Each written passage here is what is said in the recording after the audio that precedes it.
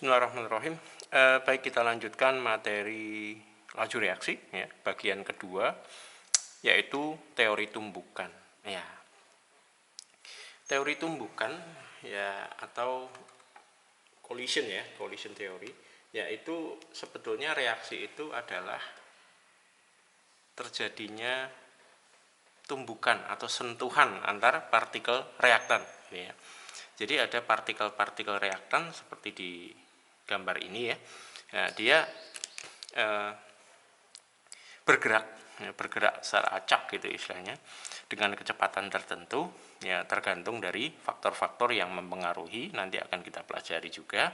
Kemudian ketika dia sudah mengalami melewati beberapa waktu, ya, istilahnya itu dari T0 ke TT misalnya, nah dia akan teraktivasi, ya, artinya masing-masing partikel itu akan teraktivasi seperti ini atau mengalami tumbukan. Nah, itulah kenapa di dalam reaksi kimia itu juga bisa disebut reaksi tumbukan antar partikel bereaksi atau reaktan. Nah, ketika teraktivasi, ya, ketika teraktivasi atau ketika bereaksi, maka dia membutuhkan yang namanya energi aktivasi.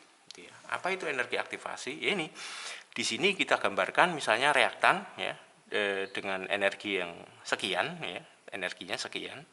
Kemudian dia semakin berjalannya waktu, dia akan apa istilahnya itu, bertumbukan, ya, dan disitulah energi aktivasi bekerja. Jadi energi aktivasi itu kalau boleh dibilang, ya, energi yang dibutuhkan untuk dari partikel-partikel untuk bereaksi atau bertumbukan sesamanya sehingga membentuk zat baru, gitu ya.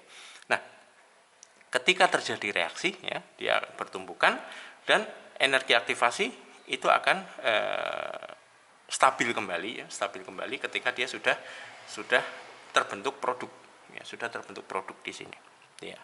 Nah, besarnya energi aktivasi ini, ya, ini bisa dipengaruhi nanti oleh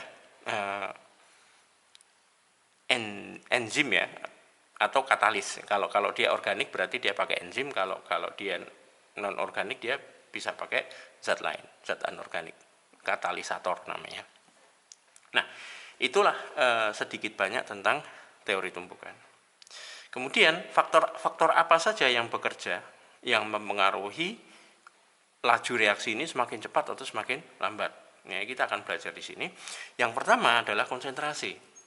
Ya, semakin tinggi konsentrasi, ya, maka semakin besar peluang terjadinya tumbukan. Ini bisa kita ilustrasikan ketika di satu tabung, ya, kita punya mungkin banyak, ya, banyak bereaksi atau reaktan yang saling siap untuk bertumbukan, dibandingkan dengan tabung yang satunya lagi yang hanya berisi sedikit bereaksi. Nah, di sini peluang terjadinya tumbukan akan lebih besar jika konsentrasinya lebih tinggi. Maka dari itu, semakin tinggi konsentrasinya, maka semakin cepat reaksinya berlangsung. Seperti itu, ya. Kemudian selanjutnya selain konsentrasi adalah luas permukaan. Nah, ini analoginya sangat sederhana, ya.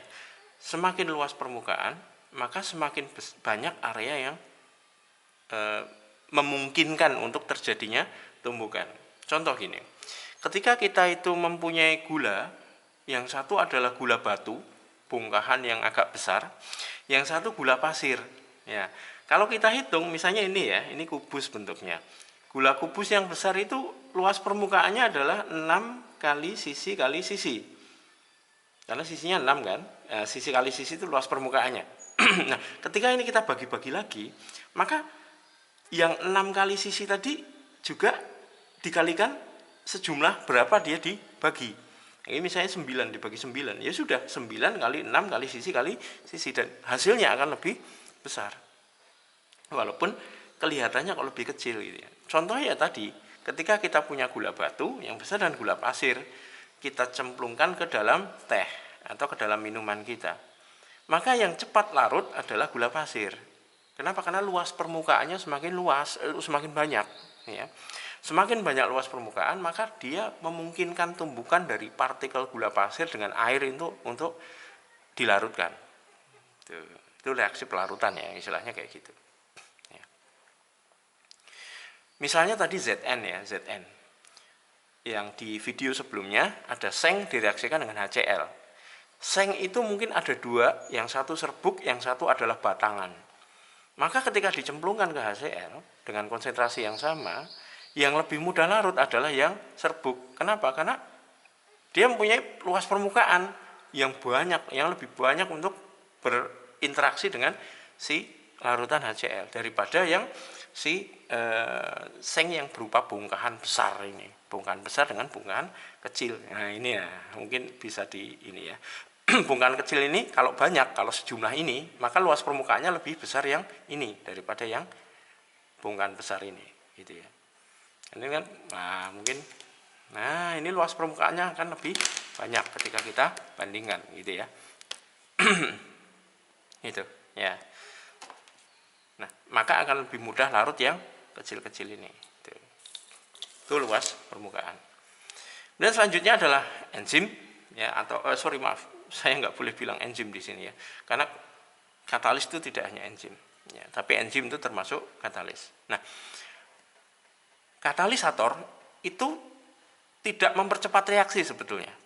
Ya, ingat ya, katalisator tidak mempercepat reaksi, tapi dia menurunkan energi aktivasi. Artinya, misalnya energi yang dibutuhkan itu seharusnya tinggi, ya. Misalnya dalam satu reaksi, energi yang diperlukan itu tinggi, ya, segini misalnya. Ya, ini tanpa katalis. Ya. Kemudian ketika menggunakan katalis, ya, maka dia akan diturunkan energi aktivasinya. Artinya diperlukan energi yang lebih kecil. Nah, kayak gini misalnya.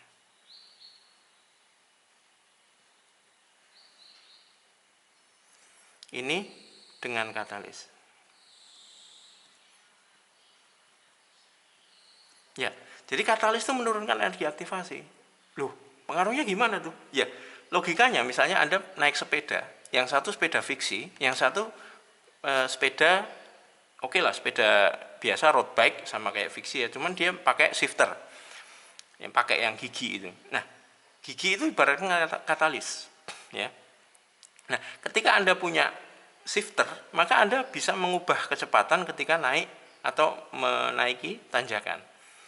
Sedangkan fiksi yang dia hanya single shift ya, itu ya udah berat gitu.